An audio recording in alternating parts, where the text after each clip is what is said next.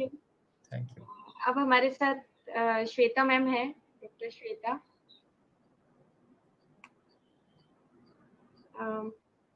आपका स्वागत है Shweta ma'am. Thank you Sangeeta ji. सबसे पहले तो आपका बहुत बहुत आभार, आपने मुझे मौका दिया इस सब प्रोग्राम में जुड़ने के लिए। जी श्वेता मैम, मैं बहुत बार आपका नाम लेती हूँ जब सेशंस में बात होती है। ये जितने भी सब व्यूवर्स और हमारे मास्टर्स जो देख रहे हैं, ये बार बार हम ये चर्चा करते हैं कि किस तरीके से हम क्योंकि अभी पत्री सर हमारा एक आर्य समाज की तरफ से 16 संस्कार के ऊपर चर्चा चल रही है, सत्याग्रह प्रकाश के ऊपर। उसमें गर्भाधान संस्कार की जब बात आती है तो जो साइंटिफिकली एक वैज्ञानिक क्या दृष्टि होनी चाहिए और कैसे जो आत्माएं हैं वो कैसे आती हैं और किस तरीके से आत्माएं खुद डिसाइड करती हैं अपने माता पिता को, तो उसके ऊपर जो साइंटिफिक प्रेजेंटेशंस देती हैं वो डॉक्टर श्वेता गुप्ता है, मोहाली में डॉक्टर सचिन गुप्ता के सर के साथ ही हैं। और उनसे जब मुलाकात हुई तो जब ये पता लगा कि साइंटिफिकली कितना जरूरी है सबको जानना कि कितना इम्पोर्टेंट होता है कि जो हमारा संबंध है एक माँ और बेटे का, और हम किस तरीके से अपने मन के साथ भी और आत्मा के साथ भी हमें कितना प्योरिटी से रहना चाहिए। तो इसीलिए मैं श्वेता मैम आपकी बहुत बार चर्चा करती हूँ जब सेशंस में होते हैं। तो मैं ख्याति को कहूंगी कि प्लीज आप छोटे रूप में फटाफट बता दीजिए क्योंकि 10 मिनट्स ऊपर हो गए हैं। Thank you, ma'am. And now, as we all know, that our next spiritual scientist is Dr. Shweta Gupta, ma'am. She's a wonderful, beautiful doctor and a loving, kind soul. She is a qualified obstetrician and gynecologist, and also she is really trained in treating gynec cancers and high risk personalities. She is currently working at Max Super Specialty Hospital, Mohali, and also runs the Quantum Clinic, which has holistic and integrated approach to health. She has started soulful pregnancy programs and is teaching Garbha Sanskaras to all the pregnant ladies so that they can connect to their child, as she believes that the thoughts of mother and emotions of mother influence the child and fetus. So without wasting more time, I would like to welcome Dr. Shweta Gupta to please share her experience on soulful pregnancy and design your child's personality in the book. Please, ma'am, come. You are invited to please start your presentation and guide us. Thank you. नमस्कार। सबसे पहले Sangeeta Nehra ma'am का, जिन्होंने ये अवसर दिया मुझे आपके साथ जुड़ने का और बहुत कुछ सीखने का। मैं आभारी हूँ ब्रह्म ऋषि पत्री जी की, जिनकी गाइडेंस में ये सब कुछ हो रहा है। जैसे डॉक्टर सचिन ने कहा कि आप एक स्पिरिचुअल इंजन हो और बहुत हजारों लाखों सोल्स को आप सपोर्ट कर रहे हो। मैं आभारी हूँ सारी ऑर्गेनाइजिंग टीम का एंड पार्टिसिपेंट्स का इस प्रोग्राम को सक्सेसफुल बनाने के लिए। जैसे हम सुबह से ध्यान की चर्चा कर रहे हैं कि कैसे ध्यान से और ध्यान क्रियाओं के अभ्यास से हम अपने अंतर से जुड़ सकते हैं, हम उस परमात्मा से जुड़ सकते हैं और हम अपने जीवन में विकास कर सकते हैं, बदलाव ला सकते हैं जैसा हमें चाहिए। हम इससे ज्यादा शांति पूर्वक बना सकते हैं, प्रभावशाली व्यक्तिगत अपने आप को बदल सकते हैं। जब ध्यान हम इस अवस्था में करके इतना सारा अपने जीवन में बदलाव ला सकते हैं, तो अगर ये ध्यान गर्भवती महिलाएं करें, जब ये शिशु उनके गर्भ में बनना शुरू हुआ है, पल रहा है, तो आप जरा कल्पना कीजिए कि किस तरह का बच्चा हम उसको किस तरह के संस्कार दे सकते हैं। तो ये सब चीजें हमें पता है गर्भ संस्कार के माध्यम से, जो हमारे वेदों में लिखा हुआ है। लेकिन जो आजकल प्रॉब्लम ये है कि हम इनको प्रैक्टिस नहीं करते। हम ये जो साइंस है, इतनी बड़ी विज्ञान है, इसको भूल चुके हैं। तो आजकल भी बहुत सारा रिसर्च इन चीजों पे हो रहा है कि कैसे बच्चे की जब ये संस्कार बनते हैं, जब बच्चा गर्भ में होता है, तो किस तरह से माता का और पिता का सोचने का जरिया, उनकी थॉट्स कैसे उन पे प्रभाव डालती हैं। तो आज हम इसी पे चर्चा करेंगे कि जो साइंस ने भी हमें बताया है, जो पुरानी नॉलेज हमारी वेदों की है। गर्भ संस्कार एक साइंस है जिससे हम अपने बच्चे को ज्यादा इंटेलिजेंट ज्यादा स्पिरिचुअल और इमोशनल क्वेश्चन से स्ट्रॉन्ग बना सकते हैं। तो गर्भवती माँ की जो थॉट्स हैं, जो उसकी विचारधारा है, जो उसके इमोशंस हैं, उसके बिहेवियर जो भी रहता है प्रेगनेंसी में, उसका पूरा पूरा प्रभाव बच्चे पे पड़ रहा है। जो आज हम खुद हैं, ये भी हम उसी चीज का रिजल्ट है कि हमारी जो माइंड की प्रोग्रामिंग हुई है वो किस तरीके से हुई है। तो गर्भधारण से लेकर डिलीवरी तक 280 दिन का समय लगता है। उसमें प्रेग्नेंट लेडी के साथ होने वाली हर घटना, हर विचार, हर सुख, हर दुख, उसका रोना, उसका हंसना, वो क्या टीवी में क्या प्रोग्राम्स देख रही है, उस हर चीज का प्रभाव बच्चे के मन पे पड़ रहा होता है और उसी तरह से बच्चे के संस्कार बन रहे होते हैं।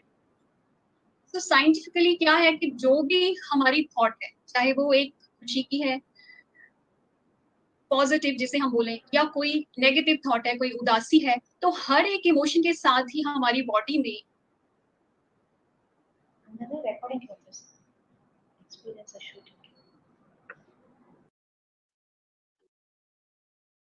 भी बोलते हैं, जैसे कि सेरोटोनिन है, एंडोर्फिन है, ऑक्सीटोसिन है। तो ये सारे जो हार्मोन्स हैं, ये पॉजिटिव हार्मोन्स हैं जो बॉडी को वृद्धि देते हैं, जो अच्छे संस्कार बनाने में बच्चे की हेल्प करते हैं। और जो नेगेटिव इमोशंस हैं, जैसे डर है, सैडनेस है, एंगर है, फियर है, उदासी है, सो इनसे नेगेटिव हार्मोन्स बनते हैं। जो मोस्ट कॉमन नेगेटिव हार्मोन जिनके बारे में हम अक्सर सुनते हैं, वो है एड्रेनालिन एंड कॉर्टिसोल, जिसे हम स्टेरॉइड के नाम से भी जानते हैं। इन सब चीजों को समझने के लिए एक और चीज को समझना पड़ेगा कि हमारी बॉडी में जो सबसे छोटा यूनिट है वो है सेल। तो एक सेल से लाइफ शुरू होती है और 280 दिन में, 9 महीने में मिलियंस ऑफ सेल्स हमारी बॉडी में बन जाते हैं, बच्चे में बन जाते हैं। सो आज भी धरती पर एक सेल वाले जीव हैं। तो सेल अपने आप में एक कंप्लीट लाइफ है। तो अगर, और बच्चे की जो जीवन है वो एक सेल से शुरू होती है। एग और स्पर्म जब मिलते हैं उसके बाद 2 सेल बनते हैं, फिर 2 से 4, 4 से 8, ऐसे मिलियन सेल। और बच्चे का जो वजन है एक नामात्र से लेके 3 किलो तक का हो जाता है। तो जो सेल डिवीजन हो रही है वो बहुत फास्ट होती है, और सेल्स के ऊपर जितनी भी इंफॉर्मेशन है उसका ट्रांसफर भी बहुत फास्ट हो रहा है।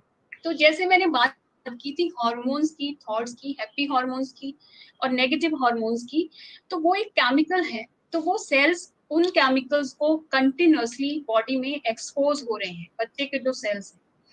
तो जितने पॉजिटिव हार्मोन्स होंगे तो उतने ही पॉजिटिव रिसेप्टर्स और उतनी ही पॉजिटिविटी उन सेल्स में होगी, और जितनी नेगेटिव प्रभाव में वो सेल्स पड़े होंगे उतनी ही नेगेटिविटी उन सेल्स पे होगी, और transmission of similar kind of information एक सेल से दूसरे सेल तक चलती रहेगी। जैसे हम जानते हैं कि अगर स्टेरॉइड की टैबलेट्स हम ज्यादा महीनों तक या सालों तक खाते हैं तो क्या होता है, कॉर्टिसोल या एड्रेनालिन ज्यादा खाने से क्या होता है, हमें मोटापा आ जाता है, ऑस्टियोपोरोसिस, हमारी बोन्स कमजोर हो जाती है, ब्लड प्रेशर बढ़ जाता है, शुगर बढ़ जाती है। सो ऐसे ही कॉर्टिसोल तो हमारी बॉडी में बन रहा है। नेगेटिव हार्मोन्स जो हैं कॉर्टिसोल बना रहे हैं, नेगेटिव इमोशंस वो हमारी बॉडी को जो है कॉम्प्लिकेट कर रहे हैं, और प्रेगनेंसी में भी कॉम्प्लिकेशंस बढ़ा देते हैं। प्रेगनेंसी में जिन लोगों को शुगर है, जिन लोगों को बीपी है, कहीं ना कहीं उनकी नेगेटिव थॉट्स का भी इसमें हाथ होता है। और बच्चे में क्या आता है, बच्चे में भी नेगेटिविटी आती है, बच्चे में लो कॉन्फिडेंस आता है, डिप्रेशन आता है, कंसंट्रेशन, लैक ऑफ कंसंट्रेशन आजकल के बच्चों को बहुत कॉमन ये प्रॉब्लम है, एंजाइटी का प्रॉब्लम है। बच्चे की इंटेलिजेंस लो हो जाती है, बच्चा इमोशनली वीक हो जाता है, बच्चा उन सिचुएशंस को जो लाइफ में लो मोमेंट्स होती हैं उनको हैंडल नहीं कर पाता।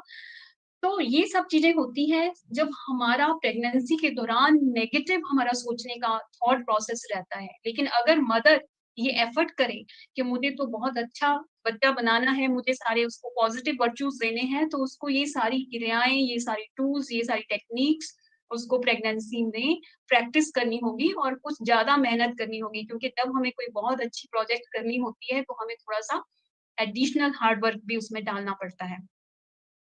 तो अब क्वेश्चन ये है कि नेगेटिव थॉट्स तो हमारी जिंदगी का एक हिस्सा है, लेकिन हम इसको अपने आप को प्रेगनेंसी में, उन 9 महीने में कैसे बचा के रखें, तो उसके लिए हमें कुछ सीखना पड़ेगा।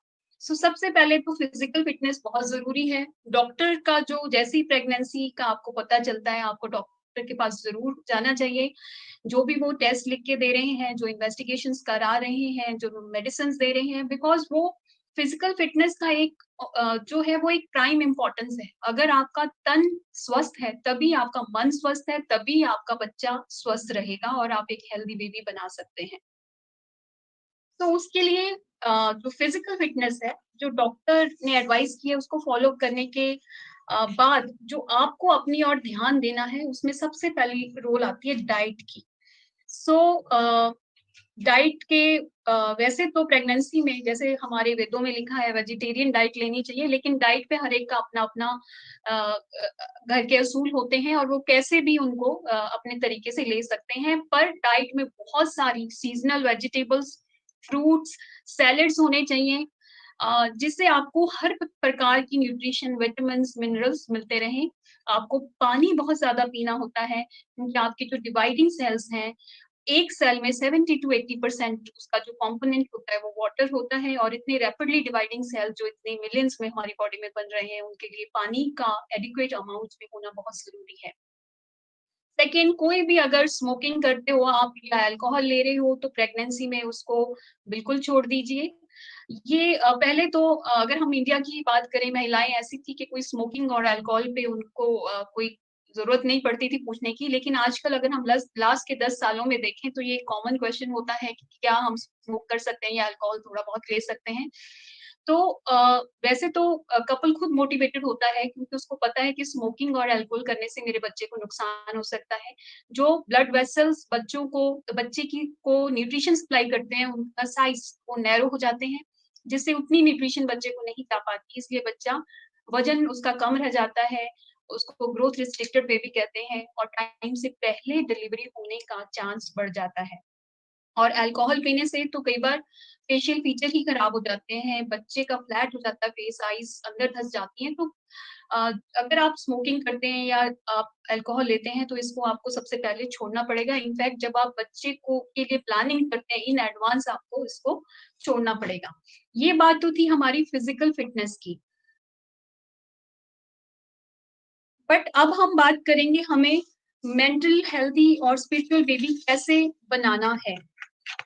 तो सबसे पहले हम बात करेंगे मेडिटेशन। मेडिटेशन का जो ध्यान का करना बहुत जरूरी है प्रेगनेंसी में।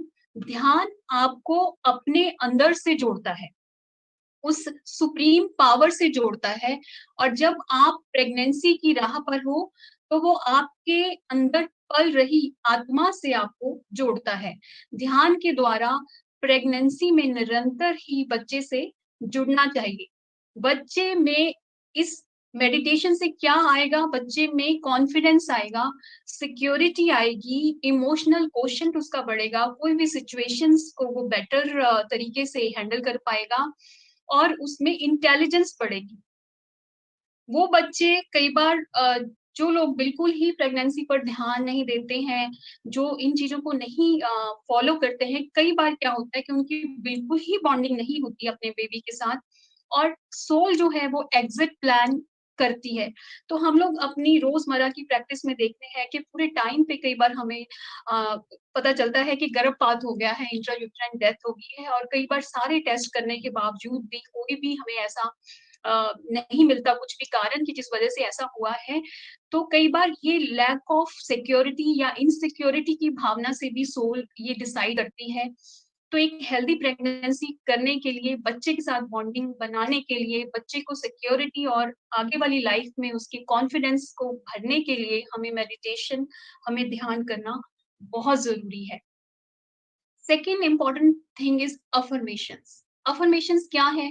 ये कुछ ऐसे वर्ड्स हैं जो पॉजिटिव वर्ड्स हैं, वो अगर हम बार बार बोलते हैं तो वो मंत्र बन जाते हैं, और धीरे धीरे वो मंत्र मैनिफेस्ट होना शुरू हो जाते हैं, एग्जीक्यूट होने लग जाते हैं। आप अपने लिए कुछ पॉजिटिव वर्ड्स चूज करें और उनको अफर्मेशंस बार बार बोल सकते हैं। आप हेल्दी बेबी की अफर्मेशंस कर सकते हैं, आप इंटेलिजेंट बेबी की अफर्मेशंस कर सकते हैं। जो आपको चाहिए आप उसी तरह के वर्ड्स को चूज कर सकते हैं। आपको ये आपकी सबकॉन्शियस माइंड में, ये आपके सबकॉन्शियस माइंड में प्रोग्रामिंग हो जाएगी। इसको ये ज्यादा इफेक्टिव होता है जब हम इसको सोने से पहले करते हैं और सुबह उठने से पहला काम हम ये मंत्र दोहराते हैं या अफर्मेशंस करते हैं। इससे आपका सबकॉन्शियस माइंड इसको एक्सेप्ट कर लेता है। और बेबी का जो डेवलपिंग माइंड होता है वो एक प्योर सोल होती है, और बेबी की अफर्मेशन भी हम बार बार उन वर्ड्स से अफर्मेशन करके उस सबकॉन्शियस माइंड को प्रोग्राम कर सकते हैं। जैसे आप अपने लिए बना सकते हैं कि my baby is healthy, intelligent, strong, genius. तो जब आप ये वर्ड्स को बार बार बोलेंगे तो बच्चे की जो प्रोग्रामिंग है इन वर्ड्स के लिए ऑटोमेटिकली हो जाएगी। अगर आपने ये प्रैक्टिस किया है तो डेफिनेटली आप इसका इफेक्ट भी देखेंगे कि वाकई में ही वो बच्चा स्ट्रॉन्ग है, हेल्दी है, कॉन्फिडेंट है एंड जीनियस है। थर्ड मोस्ट इम्पॉर्टेंट थिंग जो हमें प्रेगनेंसी में करना चाहिए वो है ग्रेटिट्यूड। ग्रेटिट्यूड का संस्कार बहुत इंपॉर्टेंट है। अगर आप इसे प्रैक्टिस करेंगे तभी ये बच्चे का संस्कार बनेगा। सो किसका करना है ग्रेटिट्यूड? सबसे पहले तो उस परमात्मा का ग्रेटिट्यूड जिसने हमें इस प्रेगनेंसी को एक्सपीरियंस करने का मौका दिया है, क्योंकि बहुत सारे ऐसे कपल्स हैं जो बच्चा चाहते हैं पर हो नहीं पा रहा किसी कारण की वजह से। तो इनफर्टिलिटी आजकल वैसे भी बहुत ज्यादा बढ़ गई है। सो सबसे पहले अगर हमें भगवान ने उसका के लिए चूज किया है तो हमें उसका शुक्रिया अदा करना चाहिए। फिर हम एक डायरी अपने साथ रख सकते हैं। पूरे दिन में हम देख सकते हैं कि हमें हमारे साथ किसने अच्छा किया, हम उसको थैंक्स गिविंग कर सकते हैं। तो जितना, और वैसे भी एक यूनिवर्स का लॉ है कि जितना हम थैंक्स करते हैं उतना ही रिटर्न में हमें ज्यादा मिलता है। सो थैंक्स गिविंग और gratitude is very very important virtue जो आपको अपने बच्चे में डालनी है, और ये आप डाल भी सकते हैं अगर आप इसे खुद प्रैक्टिस करें प्रेगनेंसी के दौरान। फिर एक बात है फॉरगिवनेस। फॉरगिवनेस बहुत जरूरी है। इस पे डॉक्टर सचिन ने भी बताया है कि आप बहुत लाइट फील करते हैं, इसे आप माफी मांग सकते हैं। जिसने आपके साथ कुछ गलत किया है आप माफी दे सकते हैं। जिसने आपके साथ कुछ गलत किया है और आप माफी मांग सकते हैं जिसका आपने कुछ गलत किया है। सो कई बार फिजिकली ये चीजें पॉसिबल नहीं होती, तो इसका सबसे बेस्ट तरीका है कि जब आप मेडिटेशन में बैठे हैं, ध्यान में बैठे हैं, आप उस आत्मा को आप इनवाइट करिए और उससे संवाद करिए जो भी आप करना चाहते हैं। आप देखिए चीजें खुद ब खुद सॉल्व होना शुरू हो जाएंगी। सिर्फ प्रैक्टिस करने की देर है। आप उस इंसान को विजुलाइज करके भी मेडिटेशन के दौरान ये सब काम कर सकते हैं। नेक्स्ट है कि आपको अपने बेबी से बात करनी है। Talk to your baby. Baby से बात करें, उसे प्यार भेजें, उसे ब्लेसिंग्स भेजें, बेबी से जुड़ें, बेबी से बॉन्डिंग बनाएं। आप ये कर सकते हैं। फादर टू बी को भी ये करना चाहिए। फिर जब बच्चा बाहर आता है उसके लिए वो साउंड्स, वो वॉइसेस जो उनसे बातें करती हैं प्रेगनेंसी के दौरान, वो इतनी फैमिलियर होती हैं कि बच्चे को बहुत सिक्योरिटी का एहसास होता है। और बच्चे की जो मेंटल लेवल है, अगर आप उस IQ को देखें, वो बहुत हाई जाता है। सो एंड एक और बहुत अच्छी टेक्निक है अपने बच्चे को संस्कार देने के लिए, वो है विजुअलाइजेशन। विजुअलाइजेशन में बहुत पावर है। आप विजुअलाइज करिए अपनी प्रेगनेंसी में एक हेल्दी फीटस को डेवलप होते हुए, अपनी गोदी में बच्चे को हेल्दी देखते हुए। 5 साल बाद का बेबी आप इमेजिन करिए जैसा आप देखना चाहते हैं। 10 साल बाद का बेबी आप इमेजिन करिए जैसा आप देखना चाहते हैं।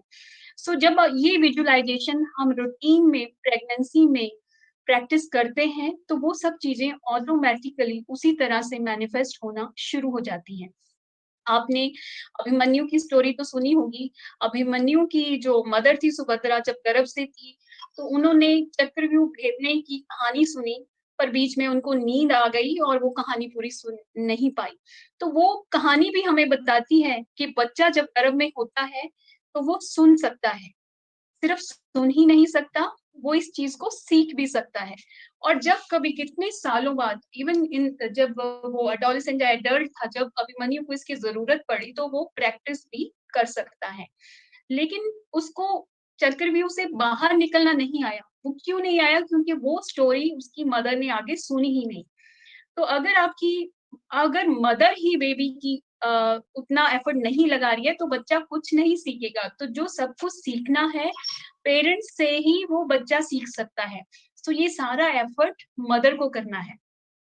तो प्रेगनेंसी में टाइम का थोड़ा सा कंजेशन है, तो मैं यहीं पे इसको स्टॉप करना चाहूंगी। बट ये कुछ 4-5 टेक्निक्स हैं, अगर हम इसको रूटीनली अपनी गर्भ के दौरान प्रैक्टिस करते हैं तो हम रियली बच्चे में बहुत सारे अच्छे संस्कार डाल सकते हैं और अपनी आने वाली जनरेशन को एक बहुत अच्छी जनरेशन बना सकते हैं, जो कि एक बहुत जरूरत है इस टाइम पे सोसाइटी को और एज को एंड पूरे वर्ल्ड को। Thank you.